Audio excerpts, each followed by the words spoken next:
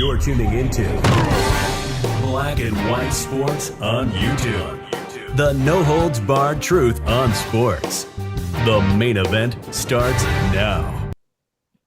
Okay, so this next story here, Rhodes had actually brought this up to me. I don't know much about this one. Yeah, I think you. I don't. No, I hadn't. I literally found it while we were in the waiting room, and I was like, "Oh yeah, let's talk about this on the stream." Yeah, Julius Randle's thumbs down message to Knicks fans: "Shut the f up." Now we haven't read this, so let's get some insight into this. Julius Randle knows how to overshadow a great win. Randle went on a rampage in the third quarter Thursday to spur the Knicks' comeback from 25 points down. Wow. In a 108-105 win over the Celtics at the Garden.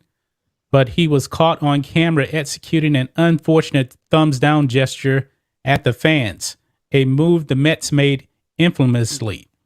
One day after profanely saying he doesn't care what others think about his session, Randle, after a poor first half, came on strong in the second half and played frantically during a 10-point third quarter, finishing the night with 22 points. But after one beastly driving layup, he ran back down court and made a thumbs down gesture. Randle didn't deny it afterwards and continued his profanity. When asked what it was for, Randle said, quote, "to shut the F up." Wow. When asked if it was in response to something, Randle said, "You saw that. You saw what was going on with that. Forget. And that's him right there.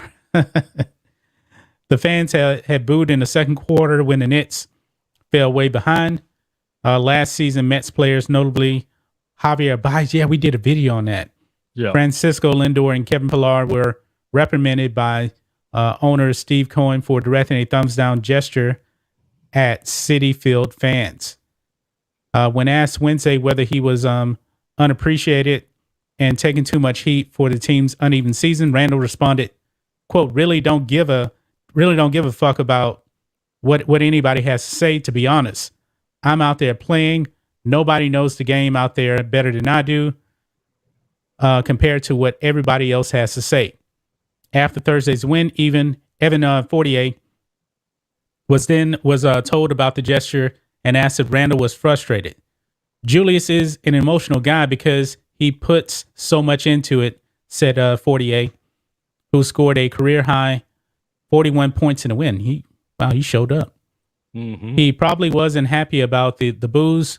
When you give everything you have to something and it doesn't work out, it's the business we're in. Julius, he's the face of the franchise, star player. Of course, you're going to get more criticism. I think he understands. In his first year, he was booed consistently, then had an incredible season last year. So he showed up. He showed a lot of mental toughness. I'm not worried about him. Man. So, man, Julius Randle, man, not holding back. That's pathetic, man. And I look, I don't watch the NBA anymore, but I had always been sort of a Julius Randle guy. I always thought the Lakers gave up on him too soon. I thought, man, that guy's got physicality out there. I always liked his game, and he finally put it together with the Knicks. And but I did not realize that he had this big of a chip on his shoulder that he would turn on the fans. Now we know that New York fans they're pretty insane. Well, they're pretty insane, but look, those Knicks fans, they know basketball. You know, they grew up on basketball. I mean, it's part of their households growing up. True. They live and breathe the Knicks. And Julius Randle, he should feel great about the fact that he plays in a place that still cares about basketball. Knicks fans are always going to care about basketball. I mean, the Knicks have sucked for like 20 years.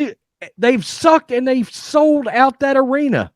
Every game, they keep showing up, living and breathing by every single trip up and down the court. And now Julius Randle doesn't have an appreciation for that.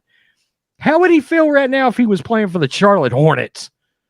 I mean, come on, dude. I mean, but this is part of the new age entitled athlete mindset. You know, they don't realize, they don't have an appreciation for the fact that, and I'll still say this, these guys don't understand that ratings and tickets pay their salaries. Everything down to the parking. You know, the parking, you go to games now is $40 a pop, you know? It's a complete lack of reality from these athletes. It's repugnant. I can't stand this. It's disappointing. Man, I like Julius Randle. I really did. And it was cool to see that he had put it together. I mean, I know that he had he's been down a little bit this year since last year, but he kind of had started putting it back together. I mean, look, you can be emotional, but you got to respect your fan base, particularly that fan base that has stuck with you with that owner. That owner sucks.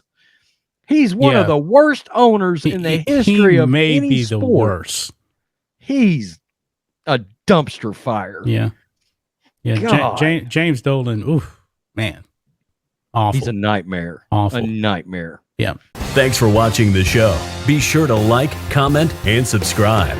Be sure to tune in next time on Black and White Sports.